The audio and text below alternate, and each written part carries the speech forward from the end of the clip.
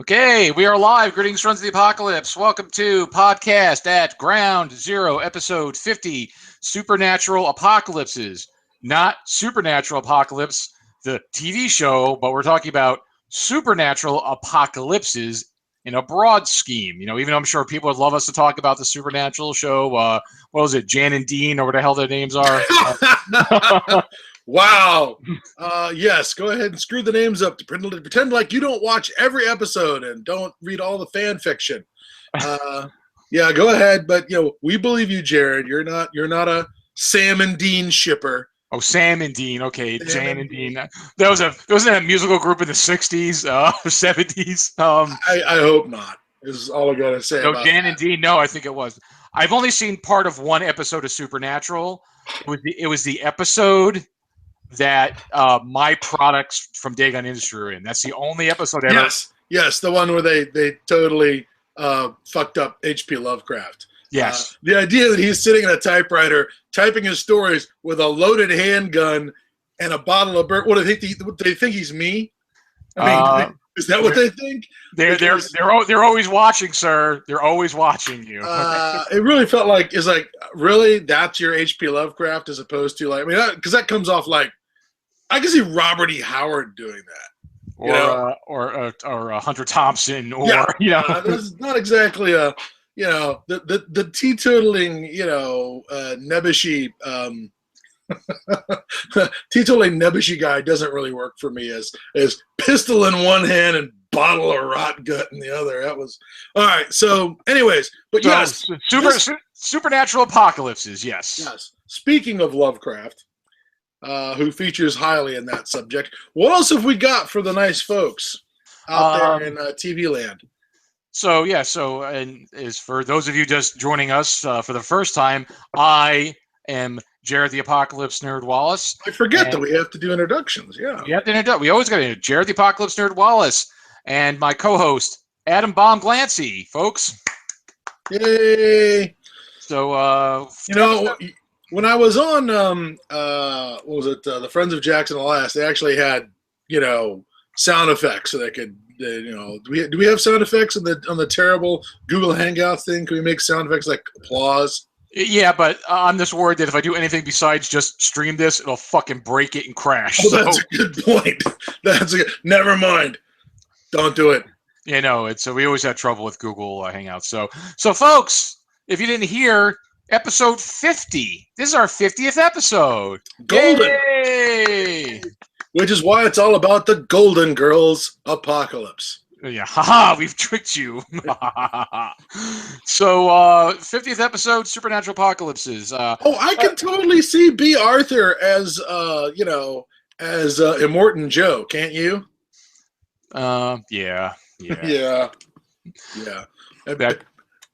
And Betty White is Rictus Erectus. That would be even better. All right, well, maybe it's just me. Stop talking, co-host. But all right. A couple things for folks. Just some interesting side notes here. I've been playing. Well, of course, we all know that Fallout 4 is upon us. It is out. Scott doesn't hear about it. Oh, I have nothing really to add. I don't have it. Scott doesn't have it. But it's out there, and everybody else is playing it but us. Yeah, I can't play it because, number one, I have too many projects to finish out there in the world, from Delta Green to, Horrors of War. Really, I should put it the other way around because Horrors of War gets priority. But that stuff's got to get done, and if it doesn't get done, there'll be a lynch mob. So I'm afraid the Commonwealth Wasteland is just going to have to wait for me. And I'm just waiting because I still have a lot of other games I haven't finished, and also I had to put stuff on my Christmas list. So I put it on the Christmas list, and also a new game like that, it's going to go on sale after Black Friday, so get it cheaper. But it wouldn't hurt to wait a couple of months, just to be smart. Wait a couple of months and get it with all the DLC, all the bugs, all the bug patches. Exactly.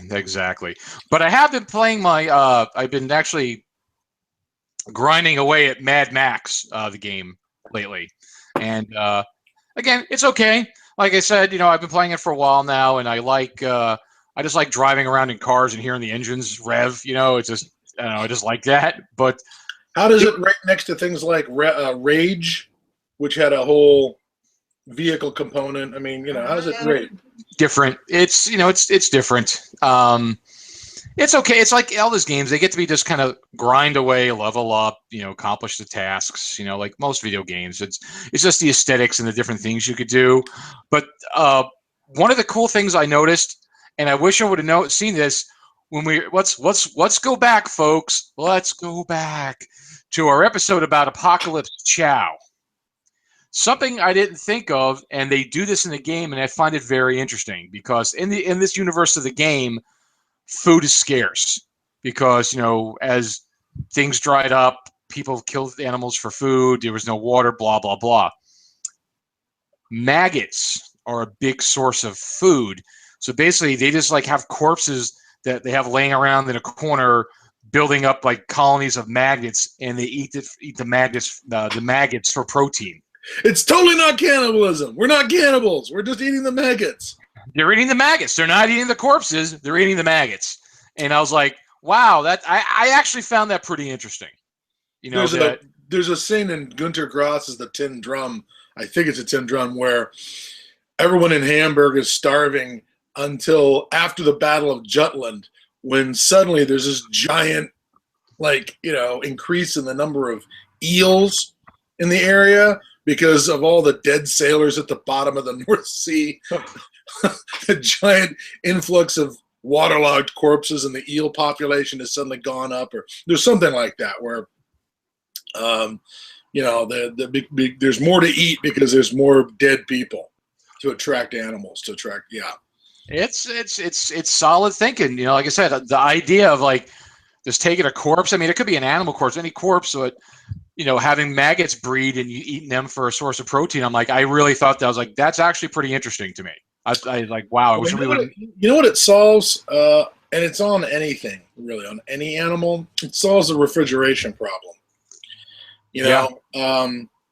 There's that movie Into the Wild where the guy goes off and tries to be, I'm going to go off the grid and live in Alaska, and he ends up starving to death and dying in the cold of Alaska. And at some point he kills a moose, but he can't, it's a whole moose, and he doesn't have any way to preserve it. So it goes bad in a day or two, and he has no way to smoke the meat, or he's not able to get it done with quick enough before it starts to rot, and the meat is automatically useless, but the maggots wouldn't be. Yeah. The maggots wouldn't actually be useless. You'd hate it, but it wouldn't be useless. Yeah, exactly. We're in survival mode here. So I just thought it was a very interesting component of the game, and I'm like, I've never seen that done in fiction or games before. I'll give them credit for that. I've never seen that before. Exactly. I saw that. I'm like, wow. It's like, oh, man, I didn't think when we were talking about food, we're like, oh, we're going to cultivate this and that. Well, what about before you get that going? Maggots, everybody. It's funny that one of the eatiest games I can remember actually for me was Metro 2066, where they showed you all the time the mushroom farms, the pig farms that were in the galleries and in the tunnels of the subway system. Yeah. Mushroom vodka. They made a good point of showing you some of the what the chow was, even if you didn't get to experience as a game mechanic like Fallout does. Yeah. Where food suddenly becomes a mechanical element of the game. But that's cool, sir. But in Mad Max, it is a mechanical element. Does it? Oh yeah. Because you have to eat you eat and drink to gain your health back, because you lose your health pretty easily from getting your ass kicked in car crashes and stuff like that. So food sources are maggots and cans of Dinky D dog food. That's it. Only Dinky D survived the apocalypse. That's it. That's the only canned food. Clearly they had no options for Twinkies like on Family Guy. Nope. That's unfortunate. Was it Family Guy or was it? Yeah, that was Family Guy. It was Family Guy. Okay. So I thought that was an interesting component. And I was like, you know what? It's like, man, I wish I would have seen that when we did the food episode all that time ago. But I wanted to bring that up. And what else? I got a game coming, hopefully next month. A board game which will be available for retail. They produced enough extra to go retail on it. It's called Post-Human. It was a Kickstarter that I backed. Yeah. Post-selected tile board game. You're trying to get to a destination. You're the last of humanity because humanity's basically mutated, and you're trying to get to this one last haven. Looks pretty interesting. I did a demo of it at Gen Con. My copy's coming. They have like solo rules. They have it's generally 2 to 4 players. They have an expansion to go up to like 5 or 6 players. It'll be out. I talked to the guys at Gen Con. Once the game gets to backers and it's able to go to retail, I'm going to try to get them on the show to see if we could talk about the game, because I don't want to talk about the game like, oh, here's this really cool game. We got these guys going, but you can't get it. So once it's available for to distributors, I want to get them on, talk about the game. Excellent. So that's coming. And I just backed it's not going to be out for like a year, because you know how Kickstarter is, a game called Blackout. It's a dungeon crawl tile game, kind of like Hero Quest or the new one by Fantasy Flight. I always forget the freaking name of it, but they have a game like that out now. There's a bunch there on Kickstarter, but it's a post-apocalyptic tile game. And the guy actually was this is his first board game, and he was actually one of the developers on Fallout 3. The guy, so he's got some experience in the apocalypse. He's got a lot of really great ideas for expanding this universe and more adventures and missions and stuff. So that just closed. It's going to be a while till that comes out, but as that gets closer, I start getting some more information, and a year from now when I get it, we'll talk more about it. So that was the only major post-apocalyptic news I had. And just another thing, a beef I had, which I've been thinking about, because Walking Dead has started up again. Been watching that, and they had an episode, and finally somebody got fucking smart. Because here's one of the biggest problems I have with that show and a lot of post-apocalyptic shows is, okay, yeah, I know there's zombies everywhere, and there's not a lot of people left. Why the fuck are you guys running out of ammunition and having to use freaking sticks and clubs? There are so many police stations out there. There are National Guard armories, not as many, and military bases, but definitely police stations are a lot more accessible. Why don't people have heavier armament? That really bothers the fuck out of me. Because like the guy Morgan, because you've seen the earlier episodes, like earlier seasons, Morgan. Remember when he's in the town and he's like clearing out the town? He has all the traps set up for the zombies, and he has his whole fucking place is full. He's tooled up completely. Yeah. Why wasn't anybody else? Well, when Rick goes to the police station and tools up, I think one of the problems was that was written at a time before we acknowledged the military surplus thing about small police departments. That there's that system with the DoD that may be taken apart now, that may be going away, where all this military surplus was ending up with small police stations through the Office of Homeland Security, this anti-terrorism gear for tiny departments, who picked the stuff up because it was super cheap and it was kind of cool, but it really didn't help to police. It really didn't help with active policing, in their community. So I think that was written at a time before we realized that some of our small police departments might be swimming in M4 carbines, and full body armor and the whole 9 yards, all the tack gear. But even if they aren't totally overflowing with military gear, they're still going to have, if they have SWAT teams, they're going to have automatic rifles. They're going to have some snipers. They're going to have stuff, Yeah. I don't understand why people don't have more stuff. That always kind of bothers me. But and especially because what we're talking about is, okay, yeah, in big cities they're overrun. Okay, and it's tough to fight your way in or gut your way in when you cover yourself with your zombie guts and hope it doesn't rain. That's all cool, but and those are inaccessible. But a lot of military hardware is out, separated from the general population. Now, there's going to be problems where like they might be overrun with zombies because everybody came to the police station or the military base for shelter, like what happens in the remake of Dawn of the Dead. Yeah. Where they make the point that they brought in everybody they could get there, everyone who was still not a zombie yet, and they brought in people who were infected, and the base blew up from the inside out. Then the question is, where do zombies go after they turn? Unless one zombie starts moving and they create that, those herds or those flocks or whatever, they tend to mill around. So if you've got a place that was a safe zone that went under, maybe it's going to be a hot spot like a hospital. Yeah. Yeah. So there's good reasons why maybe that doesn't happen, but they never explained them, did they? No. No one ever said, let's go to a police station. Like, nope, don't go to a police station. They're wall to wall around police stations, Yeah. Show us why they haven't done the smart thing. Yeah. So that's been bothering me. But and the only other thing I got is then we'll go on to the. So topic. Did they fix this? How did they? Without too many spoilers, can you tell how they fixed this? This. Oh no! Well, no. He. What's his name? Oh God! What the hell is his name? Not Rick. With the red hair. Oh, yeah. Abraham. Abraham with the mustache like you have. Hey. The big handlebar mustache. Yeah, another redhead with a fucking biker stash. Okay. He just came across an army vehicle that had some stuff, and I'm like, really? Finally, after 100 seasons, But anyway, so there's that. The other thing I got is Big Finish Productions has released season 3 of Survivors. The radio, the dramas that they've been doing. Yep. I picked it up. I'm on the second part. Again, excellent as always. Great stuff.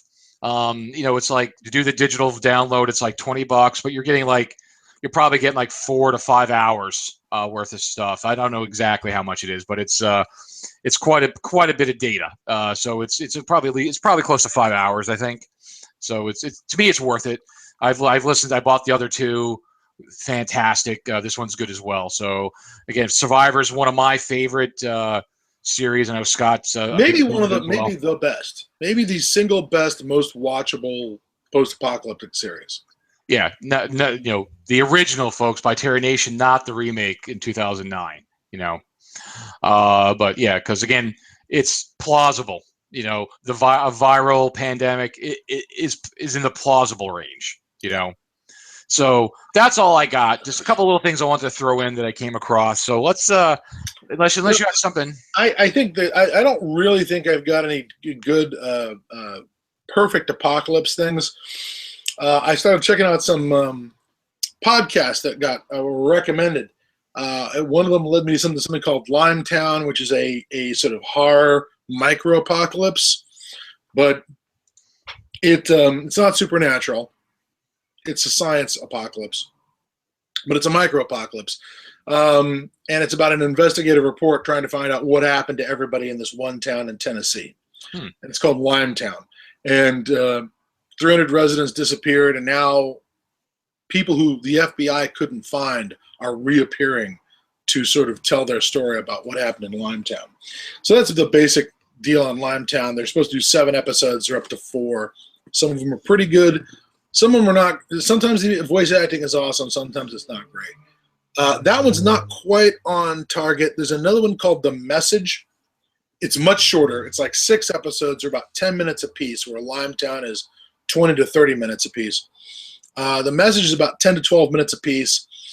It's done like an actual War of the Worlds broadcast, where there's actually somebody, doing their podcast during what is developing into an apocalypse. Okay. And the apocalypse is the message from space. We got the message that meets all 5 of SETI's criteria for contact with the extraterrestrial species, and people who listen to it die of some respiratory ailment, or some percentage of people come down with this respiratory ailment where they just stop breathing. They have to be put on respirators. And That's unpleasant. Well, we'll just stop listening to the message. And then people start coming down with it who haven't listened to the message. And maybe this is just one of those, step one of some alien terraforming where the first thing you do when you're going to rehab the house is get rid of all the rats. So, they're going to get rid of us with something that's, going to make us fall over and die in a way that won't be, mess up the house too much. So it's kind of an ongoing apocalypse, although it's, again, it's an anti-view. But they're both very entertaining podcasts. I'd give Limetown and The Message a listen. I believe they both can be found on SoundCloud, and they can both be found on iTunes. That's all I got. Again, it was called The Message and Limetown, Limeton, as in the town built over a series of limestone caves. Nothing ever goes wrong when you build your town over an ancient series of limestone caves. Never. Well, when you said lime, at first I started thinking about there's a chain of shitty Mexican places called Lime down here. Yeah. That was the first thing I thought of. I'm like, yeah, that actually would be a sign of the apocalypse because it's just terrible. So. Great. I don't know if I want to be anywhere near the Mexican food apocalypse. That sounds that's a whole nother show. But that sounds runny. That just sounds watery. I think it's explosive too.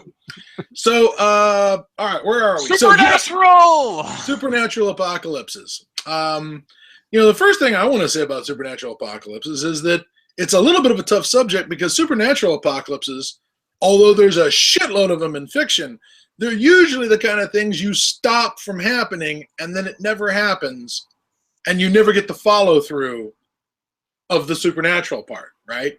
You never see what happens next. You just get the threat of it, but then somebody puts the book in the thing with the cross and the Antichrist and the stab with the knife and the, and poof, the problem is solved, right? And everyone can go back to their normal lives and their PlayStations and, their drive-thrus.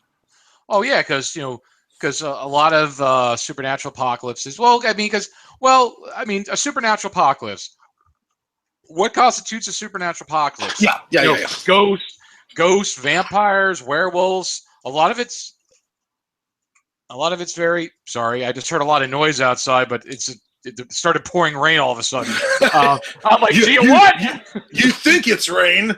They're scratching to get in, Wallace. They want in. Well, dude, this window's like 50 feet in the air. If they're scratching to get in, I'm in trouble. The giant hand just comes through, pulls Wallace off screen. Oh wait, no. Clearly you shouldn't have taunted the supernatural apocalypse. I see, it's a bad idea. But you're right. It's got to be something that's outside of science. Yes, that's a lot of times biblical stuff falls under that. Oh yeah. But it's got to be outside of science. Ragnarok. There's a charming supernatural apocalypse. Classic apocalypse. Yeah. Certainly all the religious apocalypses sort of fall under the heading of supernatural apocalypses. All these end of days and rapture and stuff like that.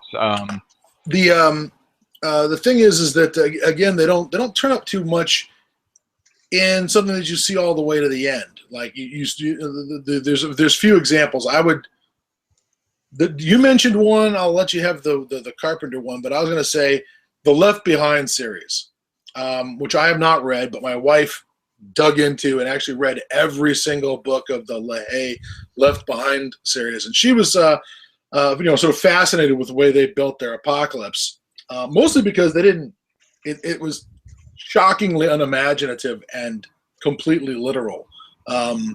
When the insects show up from the pit, they have the faces of men and the manes of lions, and they have all the exact quote from Revelation. They almost never. There's no metaphor, in that series. Everything is absolutely literal. But that one's an apocalypse that you see the whole thing of. You see the rapture, then you see the rise of this Antichrist, and you see the war culminating in the Battle of Armageddon, I believe. So that's one where you actually get to see the whole apocalypse I mean, it's not terribly, and again, unfortunately, it wasn't terribly imaginative from at least from a fiction point of view.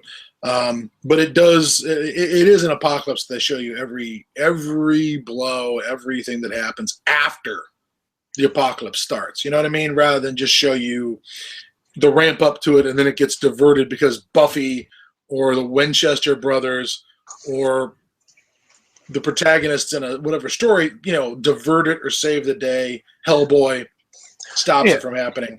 Yeah, that's the thing. A lot of it is it's stopped. Like even John dies in the end. Isn't that kind of again another stopping of a? Oh yeah. Oh my God. And except that it's hard to tell where their science and where their supernatural starts and John dies in the end, because a lot of it has to do with what is multi-dimensional might look like magic. Yeah, again, that's something that may fall into that category. And also, of course, I think the whole Cthulhu mythos falls under that kind of pre-supernatural apocalypse because, well, I guess it's going to be, are they really supernatural? They're a lot of times viewed as supernatural, but we really know they're just pan-dimensional beings. Well, there's I guess the magic aspect makes it kind of supernatural. Yeah, the ritual magic aspect of the the Cthulhu mythos certainly drives it back into a supernatural event. But you're right. The great old ones might just be aliens, just really nasty, ugly aliens. But as opposed to gods, as opposed to deities or whatever, or demons and angels. But most of those stories are also, definitely set in a pre-apocalyptic setting. There's very few that give you, and here's the aftermath. Well, there's also another one I just thought of that again stops it. Suppose it was the seventh seal. Was that was it Johnny Depp? Was it Johnny Depp in that, or you're thinking of the Ninth Gate was Johnny Depp, and it was the Ninth Gate. Yeah, it wasn't. That wasn't an apocalypse, but then there was a Demi Moore flick, which was like the Seventh Seal or something like that, which was Jürgen Prochnow as Christ. I'm going to go ahead and say that when it comes to the apocalypse, if Jesus comes back as Jürgen Prochnow, yes, you've earned God's wrath. That is a clear sign that the Almighty is pissed off if he sends Jürgen Prochnow back to sort shit out. And that one was definitely a pre-apocalypse. Well, again, like I said, a lot of them are pre-apocalypse. Here's one I thought of because it had vampires, but it may be more of a science. Was Life Force. Life Force is definitely a miniature apocalypse. It could be. It's aliens, though. See, it's aliens that we think are vampires, as opposed to, although, the science in that was like alien space bat science. I mean, the science is so wonky, it might as well be magic. Yeah. I guess technically speaking, does that mean Shadowrun is post-apocalyptic because there's a crazy, magical, supernatural change in the world? Mm-hmm. People become the metahuman races. People mutate into the metahuman races. Magic comes back. There's dragons, and it's a world after that apocalypse. Now, but the world hasn't collapsed, though. It's still there. True. It's post-apocalyptic. It's just that the apocalypse didn't reset everything to zero. But maybe it's a dystopia. It's a post-apocalyptic dystopia where shit's still running. That's a good example. Things are still running, but it's not the total reset. Again, one of the big things with apocalypse, as we've said, is that a big thing about apocalypse is the loss of people. Yeah, the loss of people, and with the loss of people, the loss of knowledge and skills. It's about the biggest factor is the loss of the clearing out of humans, the emptying of spaces. That's a big factor in what we think of as apocalypses. Oh yeah, a lot of it, like you said, hitting. Oh, let's hit the timer. Let's set back to zero. Yeah. hit the counter, like put the 000. Yeah. As far as things that showed you some post-apocalypse, I just thought of one.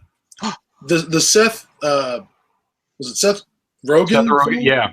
This is the end. Is Yep. absolutely a supernatural apocalypse, and it ends. I mean, it doesn't end in a we're going to get along and get through this. It ends in an absolute final, judgment of mankind, where you either go to hell or you go to heaven, and perhaps the point of that world is that world is hell.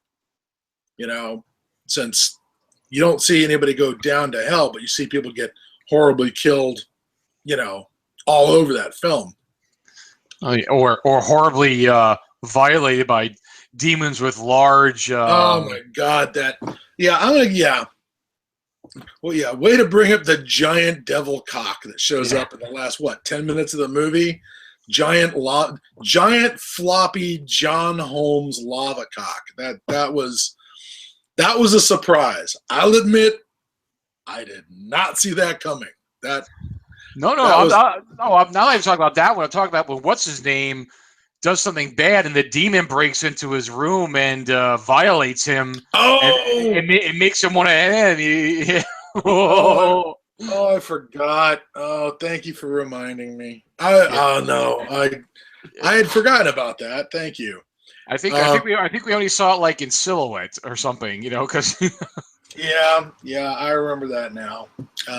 But that's one of the few times we actually got a supernatural apocalypse that you saw what the world's going to look like, just covered in burning buildings and ashes and firestorms, and darkness. I mean, it gave us a full-on supernatural apocalypse all the way down to the end, to last man standing.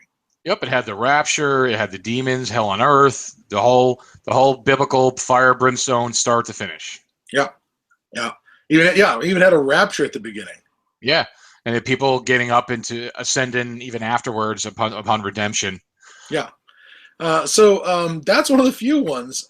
You mentioned Carpenter, so you go ahead and throw that one out. Speaking of, both Jürgen Prochnow and Lovecraft all in one tidy package. Well, before I do the Lovecraft one, let's talk about the Carpenter one. Randy brought it up, and I was going to mention it anyway. Is The Stand. Now, the apocalypse, everybody dies because of a virus, but there's the whole good and evil, God and the devil, supernatural aspect of it. So does that fall under supernatural? Because everybody died, the apocalypse happened because of a virus, or did the virus happen because of the devil's influence? Where does it? The what I remember from the book, in the TV series that they did back in the 90s, I guess, there's an implication that the Dark Man, that Randall Flagg is watching over the facility when the virus gets out in the form of a raven. I don't believe that was ever in the book. There was a sort of an implication in the book that as, Flagg walks across the desert in his run-down cowboy boot heels, in his jeans and his denim jacket, that he's been waiting for this, that he's been waiting for something like this, that he had been, an agent of chaos and misery and, had been able to, join the Klan and the Black Panthers and the Islamic Jihad and the Jewish Defense League, and had always been able to find a way to sit down with any group of people, and they always saw him as one of them, and then he could be the guy who would give them the bad idea about how everything will be better if just those people over there were dead. Yeah. But I don't really remember him being that the supernatural. There was not a they didn't feel like there was a supernatural component to the apocalypse. But but the supernatural is all over the rest of the story. Oh yeah, like right? after the apocalypse is all there. Yeah, right down to the fucking hand of God smiting fucking Las Vegas like it's Sodom and Gomorrah. But I haven't read the expanded. Stand. I've read through it a little bit, but I haven't covered it. So I'm not sure if I remember if King changed it up so that there was a more definitive role for Randolph Flagg in Trixie. Was it called? No, it wasn't Trixie. Trixie is the Crazies. If the Superflu, getting the Superflu out, Captain Trips. I don't really remember if a larger role for him in that, but yeah, it is. In the post-apocalyptic world, the supernatural is a huge factor. Yeah, in that story. So it was kind of brought upon, maybe without it, but it was there afterwards. So it could fall into that category. Now, I mentioned two things. I'll bring two of those up here. We were talking about before is John Carpenter's In the Mouth of Madness. Supernatural apocalypse, for sure, because you're getting all the, the writer Sutter Kane is writing these books. It's affected people's minds.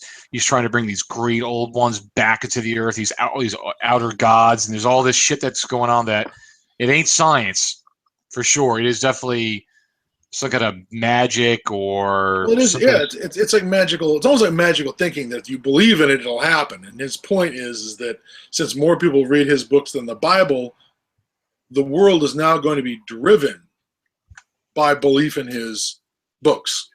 So, whereas when everyone had read the Bible, then the power, we were living in a world where if there was going to be an apocalypse, it was going to be that apocalypse. But I've provided a new mythology, a new, gospel for everyone's minds to shape reality, I guess. Is what. Yeah, because everything that was in the books, shape shifting and changing, and the gods coming through, and like the end of the broadcast with everybody. Mutating and the fires going on out of control and like the bodies bubbling and changing and forming. So it's definitely because it all goes to shit. It's absolutely not. You can't call. There's no science in it. I believe you're right. There's just it is surreal. It's a surreal apocalypse. That thing where he tears open the page of himself. That one bit where he says where Jürgen Prochnow says to. Sam Elliott, have I ever mentioned that my favorite color is blue? You remember that? Where he's having not Sam Elliott, but I've suddenly forgotten the name of the Australian actor. I should remember because he's been Satan. he's done some apocalypse. He's been in a couple of these apocalyptic movies, like the Omen. But yeah, the guy wakes up and the whole world is turned blue. Everybody in the bus is blue. Outside is blue, just because he wills it to be. Yeah. That's okay. That's right. So it's definitely another completely supernatural apocalypse. That you get to see a little bit of that supernatural apocalypse, a little bit. But it's a bug's eye view. Yeah, so I definitely think that falls in that category. And then I mentioned the signal. Oh, I'm sorry, the pulse. The pulse. Pulse, yes. The signal is definitely sort of a technological problem. Yeah. But the pulse, tell them about that, because I have not seen the Pulse movies, and I know that it was a Japanese film first, and that it's been remade in America. Which version have you seen? Oh, just the American version. I only saw the first one. Basically, it's these hackers discover some kind of code, and they kind of break. They get this code, and that breaks through to the other side. The spirit world. And once they've broken through, the dead on the other side want us. They want our bodies because we have life. So basically, they hack. They get this code, and then the ghosts prompt it. Getting pushed out everywhere. So other people are accessing it, opening it. So they're coming. All these ghosts are coming through, but they come through technology because it has to be it comes through through electrical lights and computers and cell phones and anything with technology. These ghosts are able to then hack into and come through to our world. And so a couple of our characters escape, and as they're leaving a major city where all this technology is, you can see the ghosts, inhabiting all. They're just everywhere. It's they're coming through to our world. So, and they have to leave the city to go to where there's no fucking technology. Basically, they got to get out of cell phone range. is Mm-hmm. what they got to do. They got to get away from the technology because that's how they come through into our world. Now, and again, sure, there's technology involved, but it's absolutely a supernatural problem. Oh yeah, it's ghosts, because ghosts, spirits, and they're all pretty. There was no fucking Caspers trying to get through at all. Yeah, your grandmother doesn't want to talk to you and tell you where she hid the family fortune. They just want to hurt you. Yeah, no, they want your life. They want life back again. They want your life. That's it. We talked about I Am Legend a while back, and certainly there are a number of there are actually a couple of vampire apocalypses that I can think of where it shows you life after the vampires have taken over. Now, I Am Legend, I don't really consider that supernatural because Richard Matheson went out of his way to make vampirism scientific, to explain how it was a disease, how the various things like crosses were just, psychosomatic things. But I think, I think of the, I think the film was called Daybreakers, which was a vampire apocalypse or a post-apocalypse, because it was after they had conquered, and it was the world after that. Yeah, it's Willem Dafoe and Ethan Hawke and Sam Neill. That's the guy who was in. Yeah, Sam Neill. So they've won, and we've been reduced to lobotomized blood banks, and then they have a food crisis. They have a disease that wipes out their food supply. That's absolutely. I don't think they ever, because if they don't get their regular food, they transform into mindless monsters. Bat wings and the whole 9 yards. I always felt that one was more supernatural apocalypse than scientific. Oh yeah, because it's vampires. Like you said, in the Richard Matheson, he made it scientific. Like it was a disease. It was a viral thing. Where I think that movie was, it's all just they're vampires, and you were saying that in the surface world there was the world was just in ruins, an apocalypse. So it definitely. Oh, I'm getting a lot of echo. Okay, thank you. So, sorry. Yeah, no. So the world above is, you said, because I didn't see the movie. I mean, I saw a lot about it, but we said the surface world was definitely like just in shambles. It was like the people were like living in the ruins, living in the streets because of the vampires. But they were living high in the hog, so down below. It's maybe I wouldn't say it's a. Would we say it's maybe a dystopia, a supernatural dystopia, maybe? Except on the surface, it's post-apocalyptic conditions. Yeah. On the surface, there's, tiny little knots of people. It's got that depopulation. And as far as the vampires with their city or culture or whatever it is, it appears to be only one location. You know what I mean? It's not like there's a vampire cities on other continents, or they're working in concert with each other, or there's international trade in blood between the vampires. There's just their underground city is a lot like the domed city from Logan's Run. Yeah.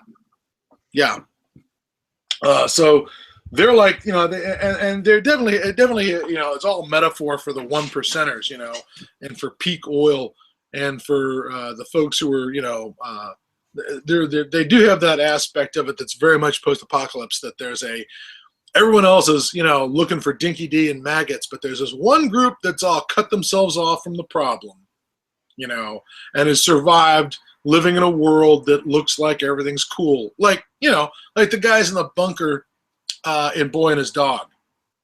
Yeah. While everyone else is scrounging around on the surface, are those guys who've not just sat it out, but live in a world where they pretend everything's okay. That nothing has changed. Picnics and parades every day, Yeah. And and except this time, the guys who are pretending nothing has changed and everything's fine are the fucking vampires. That's interesting. Which, again, brings me, speaking of vampires, I didn't much care for it, but there was that movie Priest, which was set in a post-apocalyptic world. Yeah. It was another vampire apocalypse. But which, again, I don't know why. It just didn't make a whole lot of sense to me, where it's like, hey, guys, remember that war we fought against the vampires? Or there's still some left and they're coming back. And, and the people whose whole power structure is based on fighting vampires go, nope, there's no such thing. We can't see it. We're just going to pretend it's not happening until they're up here biting our faces. That weird bureaucratic intransigence where they don't want to see the problem. I know that shit happens. They just didn't give me any reason in that movie why it's happening. You know what I mean? Why also, are they? I think it also wasn't that an adaptation from a comic, a graphic novel as well? I believe it might have been. Yes. Yeah, that one didn't do me any favors. That's why I think a lot of times these things don't make as much sense, because it's like, all right, not that graphic novels don't not make sense, but graphic novels just tend to be, because they're graphic novels, a bit over the top. So it translates into an over the top movie, Or they left things out, or they gave me a reason. Maybe they gave me a reason in the in the graphic novel, but where they've got however many pages over however many months to tell the story, you got 90 minutes for your movie. So, well, there was one good thing about that movie. Yeah. Let's hear it. Carl Urban. All right, it's always good when Carl Urban gets a paycheck. That was the only good thing about that movie. I will agree. And Carl Urban gets a paycheck, it's usually a good thing. Especially if you could get another Judge Dredd paycheck, that would be the best. I've heard there's talk of another one.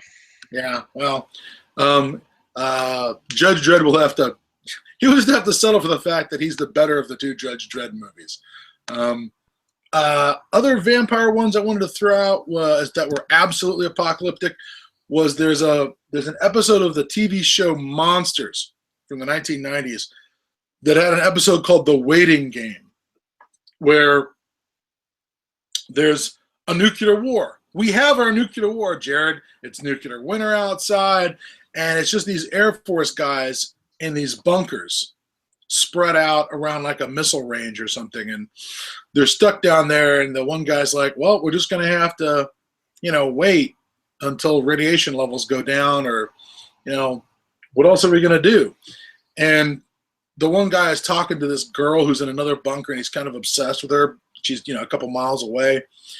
And at some point, somebody starts knocking on the outside of her bunker. And she lets him in, and it's like the communications get cut off. And the one guy who's obsessed with her is like, oh, I got to go see what happened to her, and I got to go get her. And the other guy who's been doing nothing except playing solitaire because he's not terribly imaginative is like, don't go out there. It's not procedure, Doesn't listen, goes out. He disappears too. But then he comes back, starts knocking on the door. And it's vampires. With the nuclear winter, the sun's blotted out. And they can go out anytime they want. And, That reminds me of, I've mentioned this book. I think I've mentioned this book in the past. There's a book that came out in the 80s called Vampire Winter. Oh, okay. Tell us more about that, because I did not know about that. Vampire Winter, nuclear war. It starts out talking about this vampire. He's living in like a city. I think he's like in like Chicago or Detroit and somewhere there, and he has his underground enclave. Nuclear war happens, and he's like in the middle of a city that's getting hit. He has to get out. He finds that he's like a real vampire. No scientific reasons for the vampirism, but he survives, gets out. He's having a grand old time because, number one, all the cloud cover, so he can go out in the day. And he has also the ability to tell if somebody's contaminated by radiation. So he has to like select his food carefully, because he doesn't want to get because that blood is tainted. Well, if he gets fallout in him, he's just irradiated. Then, I don't know what that's going to do to his corpse, but it does mean he's irradiated. to whatever extent. I mean, I guess. Well, but also your food source is going to die. You got to make sure they're healthy. Yeah. Okay. I remember you mentioning that before. So the basic bottom line on the waiting game is that at the end, the vampires are like, no, there's not, there aren't many humans left except in these bunkers, So they're going from one fallout shelter to another, feasting and adding new vampires to their entourage. And there's just this thing where he tries to get into the bunker using the code, but the guy inside scrambles the code. And scrambles it in a way so even he doesn't know what the code is. So you can't, mesmerize me or make me give you the code. And the guy's like, okay, fine.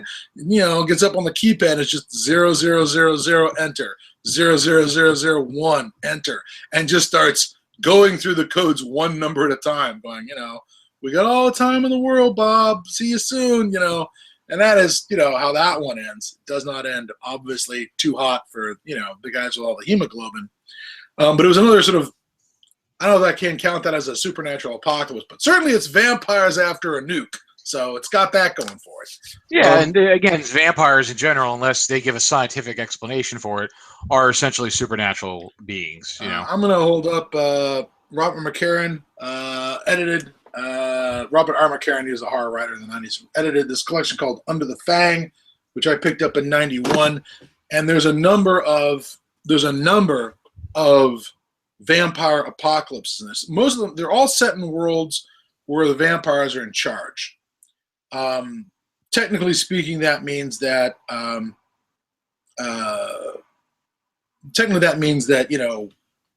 we've lost, our civilization is gone, so I guess that's an apocalypse of our civilization.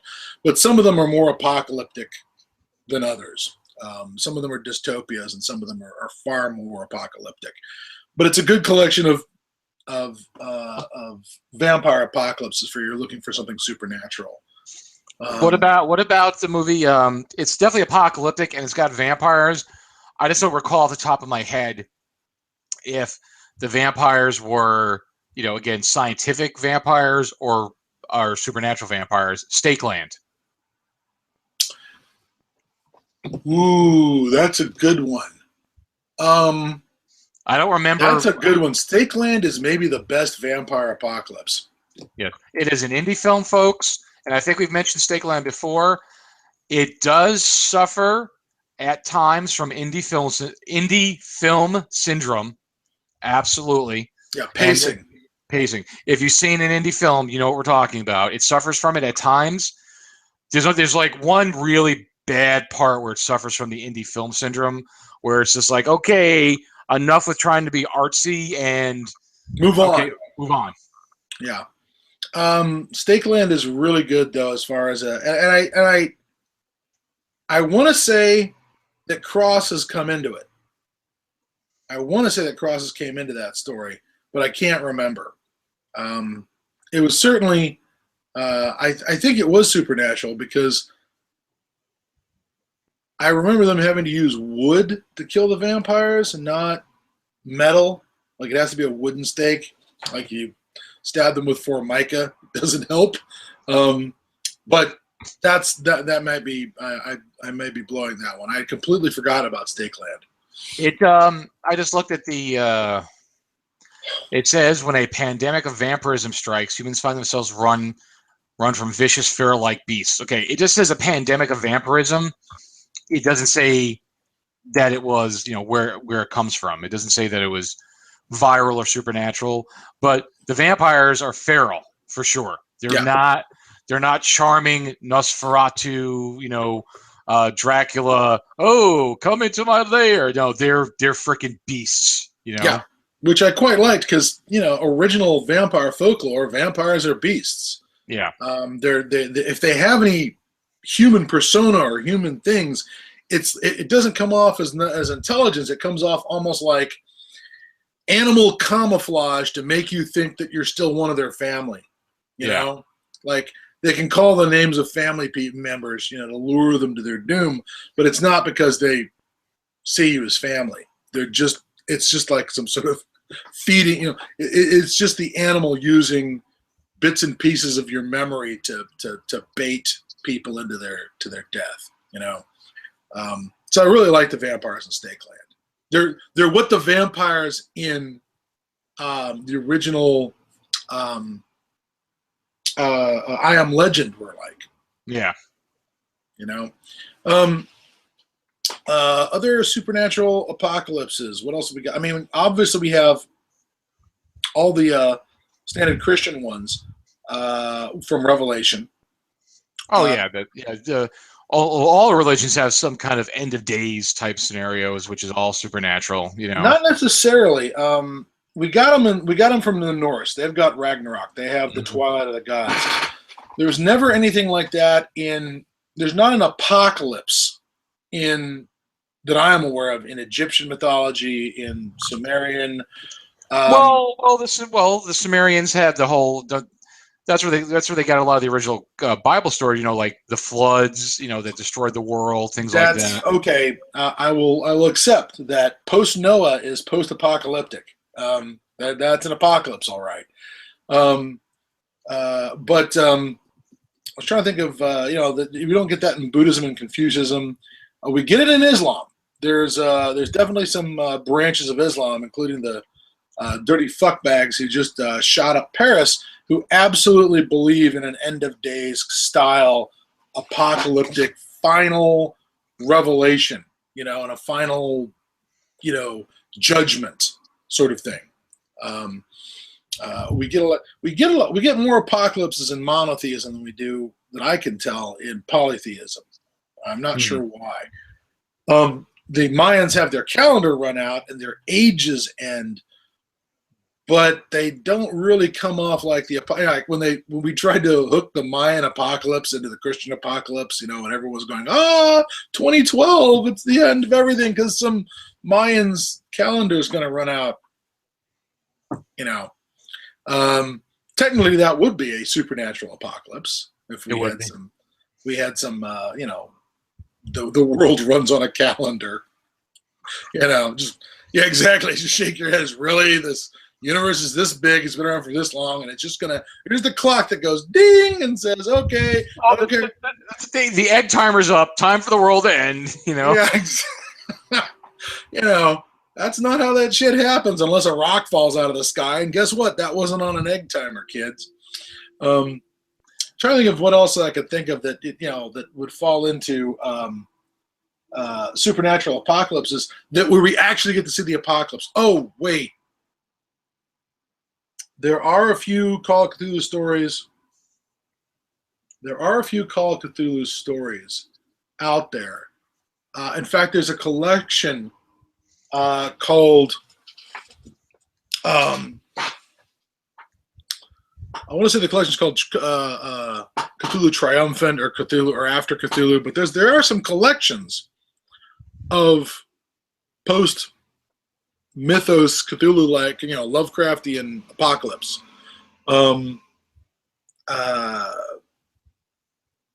There are a few. I can remember two that I'm blanking on the names on. One of them was very much sort of magical realism, dreamlike sequence of what it's like to be the humans scuttling around in the ruins. The sequence that really disturbed me was there's a bit where in this story, I always remember this, was where some mythos creature goes and takes up shit, and everyone runs out to grab a mouthful of it to eat because there's nothing left to eat. There's just, they'd rather, the only nutrients might be whatever didn't get digested in the scat of some horrible mythos creature. And I'm just like, oh, fuck. That is lovely. That is lovely. It's like, can we just set ourselves on fire now? Is it time for the fire? Can we just... I think I'd rather eat maggots. Yeah, I'm thinking that the cannibals and the maggot eaters are, I'm like, okay, fellas, let's talk about dinner. All right. Who's for dinner? Now, I was doing, when I was doing some research online, some people mentioned some movies which, like Pulse. Now, somebody mentioned a movie that I like the movie, but I don't think it's supernatural because it's more science, is The Mist.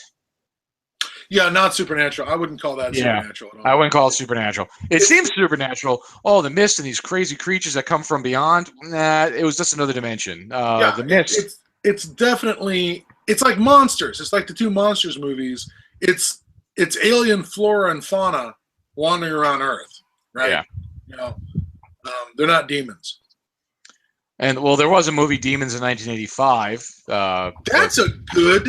No, you got it. The Italian film Demons, right? Mm-hmm. The one that takes place in the theater. Holy crap! Total supernatural problem. No relation to science. And once the helicopter comes through the roof of the theater, oh yeah, it's full apocalypse. It's not just get out of the bad building. It's everywhere. Everywhere. Which suddenly reminds me, the Spanish versions of REC are all supernatural. Yep.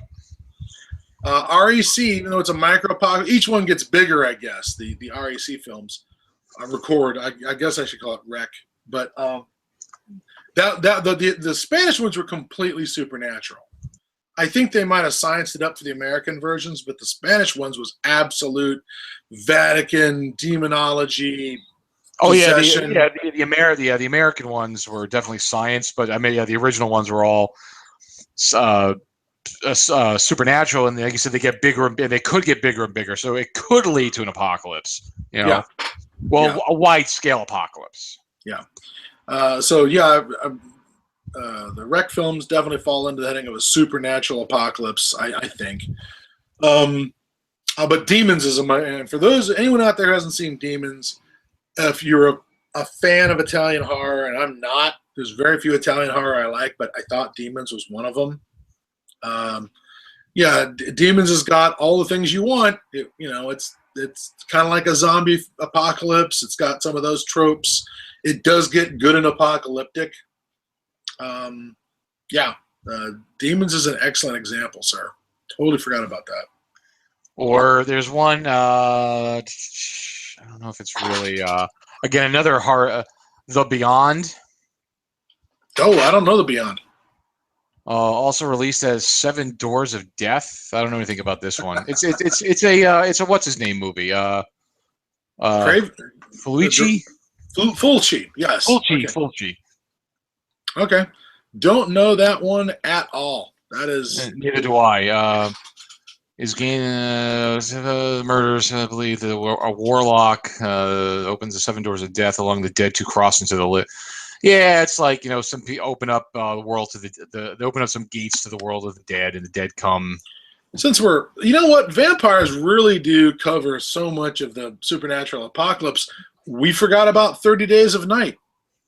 Yeah, vampires. Micro apocalypse because it's that just happens right there in Barrow or wherever it is in Alaska, but it has the potential to become more apocalyptic, I guess. There's that one. I like that movie. One of my favorite things in that movie is like when the chaos first starts and when the vampires first come to town, and they're just on the attack, and they do that pan back shot where they show the city, like it starts from a street to houses to larger areas, and you're just seeing like patches of blood and people running and blowing away. It was like, I thought that was great. Well, you love a God's eye view of the apocalypse. Your favorite scene in Dawn remake was the helicopter shot. Oh, that was over fantastic. The city, where you pull back and then you can still see like where our heroine is driving through the streets, and you can see her, but you get this giant panorama of all this crap going down at once, and there's all these stories going on everywhere. There was the same thing with 30 Days of Night when you pan back and the whole town's going down. You're like off in one corner, you see one guy with a shotgun who's managing to put rounds into the vampires and knock them down, but there's just that one point where I'm out of shells, and then it's like whoops. Not that the shotguns were helping, but they sound pretty and they make nice Jackson Pollocks when you shoot them. They make you feel better. Yeah.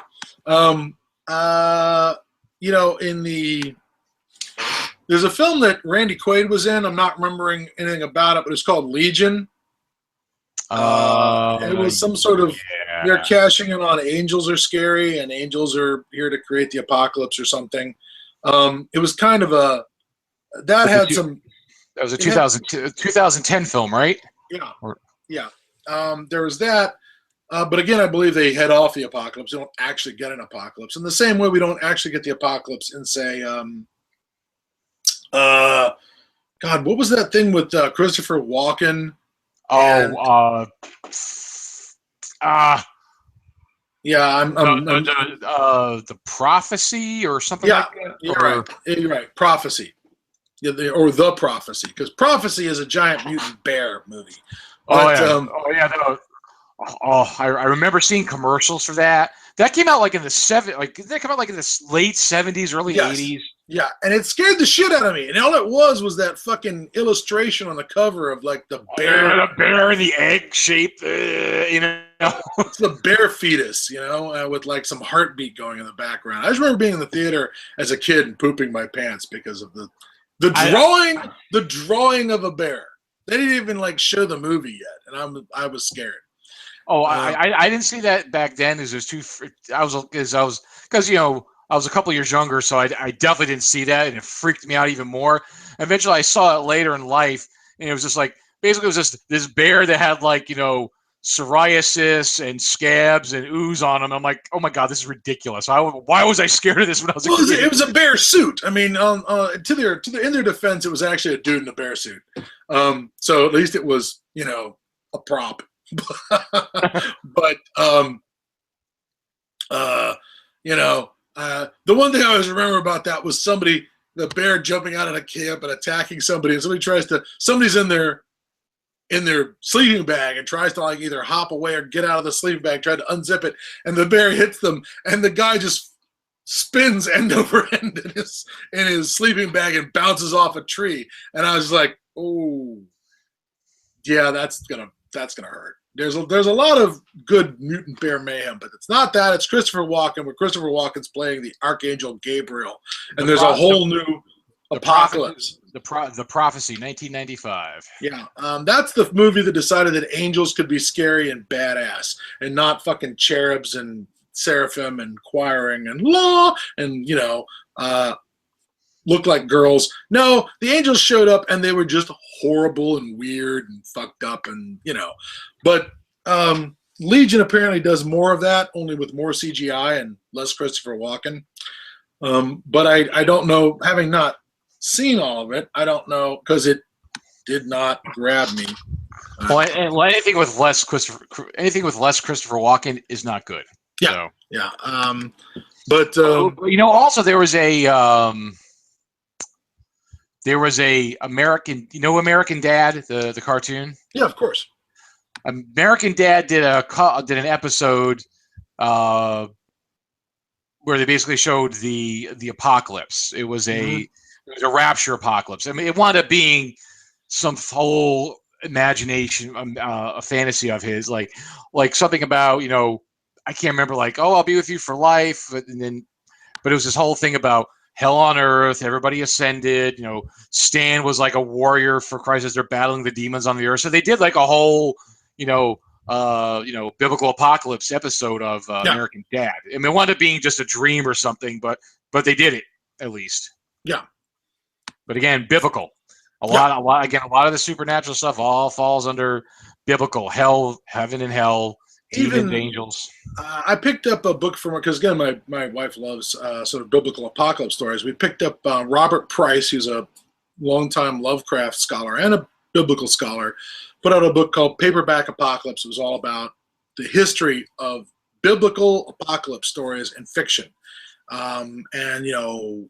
Most of those that are written, and most of those that he reviewed were ones that were written for the faithful, by the faithful, to further sort of cement expectations, right? It was, it wasn't to convert anyone. They're written or to entertain the mass market. It was mostly, written to sort of reaffirm a belief system. And most of those, and I cannot remember many of the things he talked about, but he talked about like, the Omen films, and like most of those are all set pre-apocalypse. They're meant to be like warnings or to mark road posts on the road to the final apocalypse. They don't usually show you the afterwards, unlike the LaHaye books, which actually shows you. Well, again, it's not post-apocalyptic the way we think about it. It's a dystopia. It's the Antichrist's dystopia is what you get to see. You don't get to see necessarily a world that has been wrecked by supernatural forces, and now you're going to rebuild. That's tougher to come by. Again, Ghostbusters. There's I thought about it during the week. I'm like, oh, we got to talk about Ghostbusters. Totally forgot. Thank you. When Gozer the Gozerian shows up, that is a full-on promise of apocalypse, which they stop. So it's again, it's supernatural, but it doesn't give us a payoff because they always have to stop them. They stop it. The same thing with the second one with Vigo. Vigo, yes. And what's his name? McNichol doing that terrible, terrible fake Romanian accent. That's an apocalypse right there. It was. I did like his sell to Sigourney Weaver, where he says something like, there are many side benefits to being the mother of a living God. You could probably get parking anywhere in the city. Which, for a New Yorker, I'm going to say that was probably pretty tempting. Parking anywhere? Really? Yeah, exactly. Oh, yeah.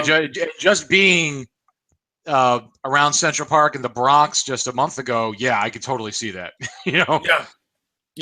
That's right. You went and visited family up there.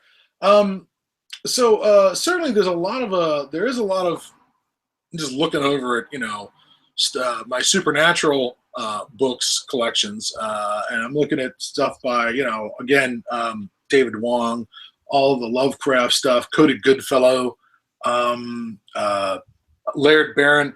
All these guys are right up on the edge of apocalypses, but they usually do not deliver the final punch. Or, their supernatural apocalypses have already happened and we just haven't noticed yet. Yeah. There's also an aspect to that. One of the, I don't know why that is. Supernatural apocalypses, in some ways, feel really final, as opposed to the man-made ones. Like there's no coming back from them. They just the curtain is drawn. End of story. Once you have a supernatural apocalypse, in a lot of cases. Yeah, especially when you go with the biblical ones, because that's it. This is how the world is going to be. Hell on earth is going to reign. Heaven is heaven. See you guys later. You are done. Yeah, you can go in here. You can go wherever you want, but you can't stay here. Yeah. Those are your final judgment kind of things, which always bring the story to the end. They always end a story, as opposed to being an event with more story to follow. I was going to say something like when that was one of the problems with those guys at White Wolf, they always had an impending apocalypse, right? In the White Wolf vampire games. Yeah. There's always this idea that someday the progenitor vampires, Cain, and the other progenitor vampires would rise and feast on their children and destroy vampire civilization and destroy the world. And there'd be this giant supernatural reckoning. They wrote one in finally after 15, 20 years of products, and everyone hated it. No one was really happy with that because they didn't want it to happen. Because they didn't. Then they made like post vampire nuke world, and nobody liked that either. Because everybody wanted it to be their gothic party forever. Well, yeah, and when they tried to reboot it, it didn't go over nearly as well. It's what it reminds me of. It reminds me of all the standard relationshiping that goes on in TV shows. From, I guess, Moonlighting was the very first one that I can remember in my lifetime. Was Shepard and Willis, where it's like, oh, will the characters get together or they won't? They drag it out for season after season. As soon as they get together, nobody cares anymore. As soon as you break that tension, it fails. And a lot of it in supernatural apocalypse, it feels that way. Like, we've got to hold off the apocalypse. You go to all these great lengths to hold off the apocalypse, and it's held off. But if you actually follow through with something with this apocalypse, then suddenly, the tension is broken. And I don't know what it is about, not wanting to do. The man-made apocalypses, we never seem to get that kind of thing. The whole point is the story begins once there's been a reshuffling of the cards, Yeah, whereas the other ones, there's the build-up and the tension. But once that tension's broken, it's like, oh, okay. Yeah. I don't know why there's a difference. And I think part of it is that because we, having grown up in, Abrahamic monotheist culture, we've gotten the apocalypse is the end of the story. It is absolutely the end of the story. So and that's boring. Who wants the story to end? We want to see what happens next. That's always been the appeal of post-apocalyptic fiction to me is, oh my God, the end of the world. Well, what happens after that? To be told that we're all going to hang out in an afterlife, and sing Hosanna sounds really boring. Boring. Exactly. There's no, the payoff is not exciting. There's no chance of you to be the warrior of the wasteland driving around in the last V8s, Or be the guy who rebuilds civilization. You can't be Davy Crockett, king of the wild frontier, in some of these supernatural apocalypses because they absolutely fold out the world of man completely. Oh yeah, exactly. Especially the biblical. It's like, well, you're either in heaven drinking, heaven ale with angels, or you're getting butt raped by demons every day for eternity. I'm going to go ahead and point out that there are some really unpleasant old, like medieval and Renaissance descriptions of, what's going to happen in heaven. And a lot of them come off as, well, there'll be all kinds of great things. You'll get to watch the suffering of the damned. I'm like, that's a great thing? What? It's like, it comes off as super sadistic. Like, everyone's sitting around in heaven watching people be butt raped by demons, which, seems a little like maybe they're like demon butt rape too much, but all right, some of those descriptions are I wonder about the person who crafted this description of the afterlife, as a cell. Like, it'll be great. You'll get to watch people be tortured. Because that's what I like. That's my view of heaven. Meanwhile, not me, not Jared's, but that guy who wrote it. Of course. Meanwhile, you get Valhalla, and the afterlife it's a mead hall. There's a party. Coming from a culture where the best thing they can think of was a party with lots to drink. That was their best case scenario, is that there'd be drinking, there's food, it's warm. Early Arabic visions of the afterlife are all about like not 72 virgins, but there's going to be grapes and water, and it's not going to be a desert. It's going to be the anti-desert. Heaven is whatever a desert isn't. No scorpions in your shoes, no hot sun. There's shade. There's water. There's plenty of food. There's the kind of food that requires a lot of water. So grapes, like I said, shows up all over the place. Things you just do not get in a desert. But I don't know. Our medievalists are slightly less imaginative and bucolic, I guess. They just want sitting around watching the bad people get punched in the face. That's the afterlife. And again, end of the story. It doesn't have the appeal of questing on and struggling on and making something more of it. And that's why I always say supernatural apocalypses are definitely low on my list of favorite apocalypses. It's like, it's not something that I particularly am fond of, Yeah. But like I said, supernatural apocalypses are an apocalypse, and this is what we do here, so we need to talk about it. It's not, I don't hate it or anything. I just don't care for it. It's not my thing. There's very few of them. There's very few of them that have reached out and felt like they really hit home and they really worked. But we've we've thrown a lot at this wall. Yeah. I hope some of it has managed to stick. I'm hoping that in the show notes, when this is up on YouTube, somebody can enlighten us as to something that we've missed. I'm sure they'll tell us what we've missed. Yeah. That's their job. That's their job. Yeah, because like we always say, we don't know everything. We act like it, but we don't. Yeah, we don't. But we don't know everything. And that's fair. Yeah. No, and I like it when they comment a lot of times because, again, I've been told about stuff like, oh, I didn't know about that. That's fucking cool as shit. It's because it's kind of a we've become kind of a little bit of a community. We share our what we like and talk about, and they tell us and share with us, and other people see it. Because I said we all don't know everything, and it's nice to to come across those things that I've never heard of that before. Yeah. I think that's it. I think that's all I've got. I'm really tapped out on the subject. That's about all I can really talk about because I really don't. Again, Supernatural Apocalypse is definitely my weak linchpin in the whole apocalypse knowledge. That's something that I don't know a lot about. Do we in the world of micro apocalypses? There are a few other micro apocalypses that are that are supernatural, but they're more like here's an outbreak of supernatural nasty. One of the ones that I think of is the Silent Hill game series. Yeah. Okay. The town is now infested by an absolute supernatural problem. Where there's no sciencing your way out of it. It's a demon. Yeah. The town is possessed by a demonic spirit that was, at least in the first one, it was the demonic spirit that the town had summoned to try and bind and, change the town's fortunes.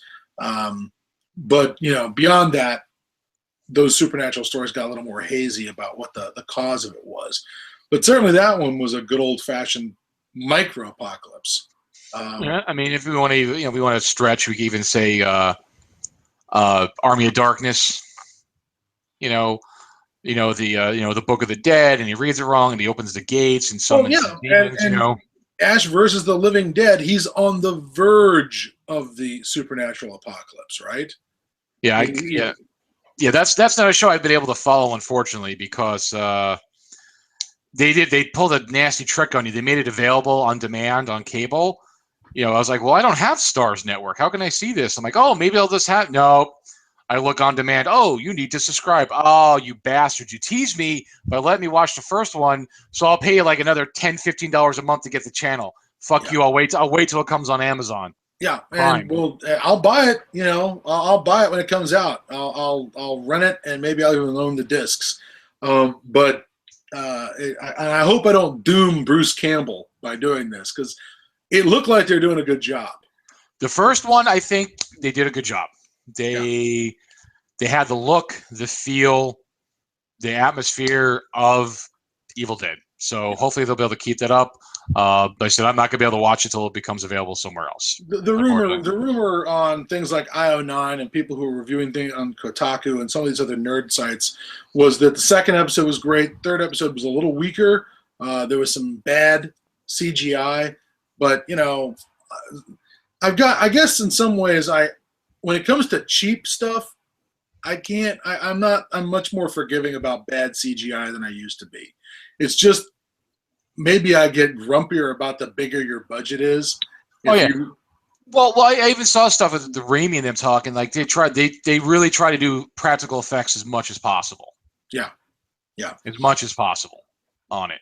So, and then and I'll finish off with another show that just aired that seems kind of like it was some kind of apocalyptic, but they were very vague. That new show on AMC, Into the Badlands. Yes. Kung Fu Wild West. They're like, oh, the wars have been going on forever, and the barons have built up, and firearms are banned, and that was it. I watched it last night. It didn't do anything for me. If it happens to be on, I'll watch it, but I won't seek it out. Well, you were never a wuxia fan. I think that's what they call the wire fu in China, in Hong Kong, when they were making them in Hong Kong, was wuxia, where they'd have the giant leaps through the air and the sword fight. Very crouching tiger. I've seen some of it, but I don't need to see it on a week-to-week basis. It's like, and they weren't as bad as Crouching Tiger or anything like that. How But about Revolution? How did it fare against Revolution, which didn't catch her, despite being post-apocalyptic? Did not catch it. Well, I watched more. I gave Revolution at least a half a dozen episodes before I just couldn't watch it anymore. This one, I'm done. It's like I won't watch it again. It's like it's just it was I thought it was boring. It's like people probably like, oh, it was great, the kung fu and the sword fighting and blah blah blah. Not your cup of tea, not your bag, baby. Yeah, I mean, I'll watch some of that, but it's like it's like yeah, I've seen it so much, you know. I like a good stunt coordinator. You know, I loved Daredevil.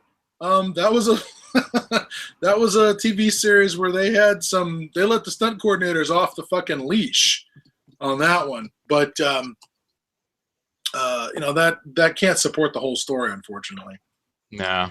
So anyways, that's really kind of it for Supernatural Apocalypses, folks. Like I said, I'm really tapped out on the subject. I really don't know much more about it. So again, always in the comment sections, if you have any enlightenment, anything else you could add to it, always do. And because a lot of times I read through this stuff eventually, I'll comment on it, and sometimes I'll bring stuff back up. Oh yeah, we'll shout out if somebody can particularly point out something you missed. You always want to shout that out in the next episode or something. Oh yeah, especially something really cool. So. All right, so that's like I said, that's it, folks. That's all we got for this week. Don't know what we're doing next, but we'll be episode 51. So we're over 50 now. So yes, our show is now older than I am, I guess, if you measured it episodes to years. Oh yeah, and that's a good thing. Yeah, finally. Our show, this episode was one of our favorite calibers. There is that too. There's that. So I still think we should have done the Golden Girls Apocalypse, but all right. Fine. No sense of adventure. No, I'm not that adventurous. So like I said, me and Scott will, as usual, we'll coordinate offline and figure out what the hell we're going to do. Got to mill it over because it's getting to be the point where it's like we've done a lot of the broad topics at this point. And now it's just down to, specializing on certain things. I got a couple of ideas for a couple of things, but we'll hash it out. And but we'll always come back with something new and entertaining. We always do. So no worries there, folks. Cool beans. All right. Talk to you guys later. See you in the Wasteland. So yes, that's it, folks. We will see you at the Wasteland, and we'll see you when we see you. Like I said, we haven't been. We'll shoot for 2 weeks again. It might end up being 3. Yeah, we're gonna try. It's been it's been tough, but hey, we said this from the beginning. We're gonna try to be regular, but sometimes we get constipated. So I'm wondering if we can do it. Is there a Thanksgiving themed apocalypse? I don't know. You know what? That's a good. I was thinking about the holidays. What can we do? The turkey apocalypse. I don't know. Yeah, I think they already did that on WKRP back in the 70s.